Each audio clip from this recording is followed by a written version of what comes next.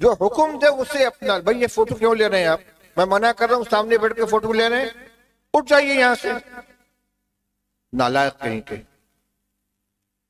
شرم نہیں معلوم ہوتی. بار بار کیمرہ اٹھ رہا ہے. مولانا ہٹائیے ان کو سامنے سے میرے. آپ وہاں سے ہٹ جائیے، کہیں دوسری تک جائیے. ایسے بدتمیز لوگوں کو سامنے نہیں بیٹھنا چاہیے. ہٹائیے ان کو یہاں سے. بار بار منع کیا جا رہا ہے تو آپ حضرات احتیاط کریں. وہاں سے ہٹ احتیاط جائیں. کیا کریں؟ آپ بھی نرم لفظ استعمال کر رہے ہیں. کون سی مجبوری ہے فوٹو لینے کی؟ بند کریں بالکل. یہ ہمارے علماء کرام کی بھی نرم روی ہے، سختی سے منع نہیں کرتے فوٹوگرافی سے. فوٹو کھنچواتے ہیں بیٹھ کر، لوگ سمجھتے ہیں کوئی حرج نہیں اس کے اندر. میں فوٹو کے ساتھ بیان ہی نہیں کر سکتا، میری زبان رک جاتی ہے. لا حول ولا قوت الا باللہ. علماء کرام کے بیانات سننے کے لیے ترغیبی بات چینل کو سبسکرائب کریں. بھائی اپنی گفتگو شروع کرنے سے پہلے میں آپ حضرات سے گزارش کرنا چاہتا ہوں کہ فوٹوگرافی کا سلسلہ بالکل بند رکھیں. ادھر مائک چمک رہا ہے اور میں اپنی کوئی خواہش ظاہر نہیں کر رہا ہوں، ایک شرعی حکم آپ کو بتلا رہا ہوں. معلوم نہیں کیوں تصویر کشی کی قباحت اور اس کی شناعت لوگوں کے دل و دماغ سے اس طرح نکل گئی ہے کہ اب اس کو کوئی غلط کام سمجھا ہی نہیں جاتا، اس کو حرام اور ناجائز تصور ہی نہیں کیا جاتا. کیا عوام اور کیا پڑھے لکھے لوگ، کیا بے دین اور کیا دیندار لوگ، کیا دنیاوی مجلسیں اور کیا دینی مجلسیں، ہر جگہ تصویر کشی کا طوفان جاری رہتا ہے. جبکہ شریعت کے اندر اس عمل کو حرام قرار دیا گیا ہے، سوائے کسی مجبوری کے. کوئی قانونی مجبوری ہو، کوئی ریکارڈ بنانا ہے آپ کو، یا اپنی شخصی کوئی ضرورت ہو، پاسپورٹ بنوانا ہے، ڈرائیونگ لائسنس بنوانا ہے، پین کارڈ یا آدھار کارڈ بنوانا ہے، یا اور کوئی اسی طرح راشن کارڈ وغیرہ بنوانا ہے جہاں فوٹو لگانا ضروری ہے.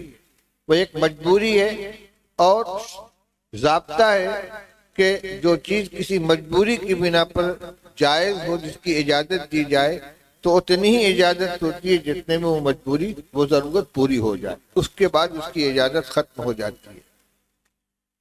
احادیث سے معلوم ہوتا ہے کہ تصویر کشی بہت سخت قسم کا گناہ ہے اور آخرت میں اس کی بنا پر سخت ترین عذاب دیا جائے گا. اپنی بات پہنچانے کی نیت سے میں آپ کو 3 روایتیں سناتا ہوں جو پیغام ہے نبی کریم صلی اللہ تعالی علیہ وسلم کا. رسول اللہ صلی اللہ علیہ وسلم نے ارشاد فرمایا: ان اشد الناس عذابا یوم القیامت المصورین.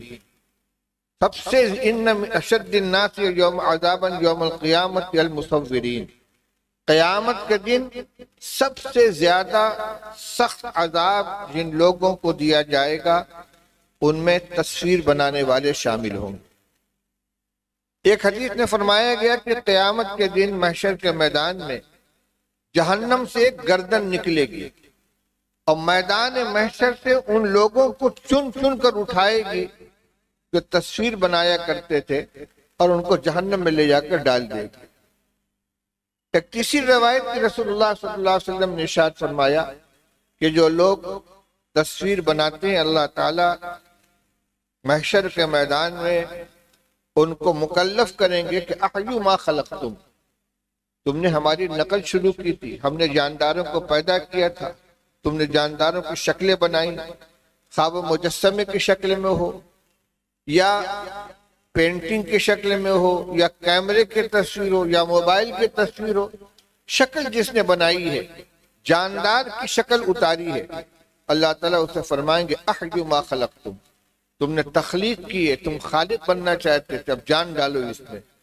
ظاہر بات ہے کوئی جان نہیں ڈال سکے گا اور اس پر اس کو عذاب دیا جائے گا. یہ وہ روایات ہیں جن سے معلوم ہوتا ہے کہ تصویر کشی رسول اللہ صلی اللہ علیہ وسلم کو اور آپ کی شریعت کے اندر ان کو کس قدر قبیح اور کتنا خراب قرار دیا گیا۔ بخاری شریف کی روایت ہے کہ فتح مکہ کے موقع پر رسول اللہ صلی اللہ علیہ وسلم جب حرم کعبہ میں پہنچے ہیں تو خانہ کعبہ کے اندر بت بھی رکھے ہوئے تھے اور تصویریں بھی بنی ہوئی تھی دیواروں کے اوپر۔ رسول اللہ صلی اللہ علیہ وسلم نے فرمایا کہ جب تک اس میں یہ تصویریں ہیں، یہ مجسمے ہیں، میں خانہ کعبہ میں نہیں جاؤں گا۔ چنانچہ سارے بت نکال کر باہر لائے گئے اور حضرت عمر رضی اللہ تعالیٰ عنہ بھیگے ہوئے کپڑے لے کر خانہ کعبہ میں داخل ہوئے ہیں اور دیواروں پہ جتنی تصویریں بنی ہوئی تھی سب کو مٹا دیا۔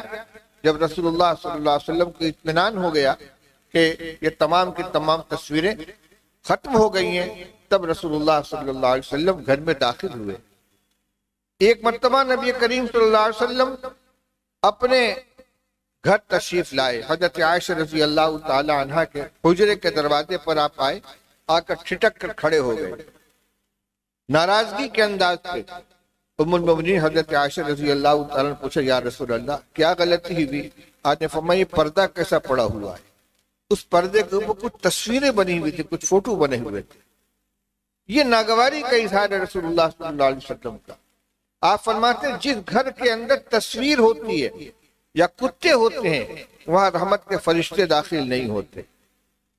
جس تصویر کی بنیاد پر رحمت کے فرشتے گھر میں داخل نہیں ہوتے اس کو ہم اپنے ہاتھ سے بناتے ہیں، اپنے کیمروں میں محفوظ رکھتے ہیں اور نام لے رہے ہیں حضرت نبی کریم صلی اللہ علیہ وسلم کی عظمت کا، ان کی محبت کا، اور ان کے نام پہ ہم یہاں جمع ہوئے ہیں۔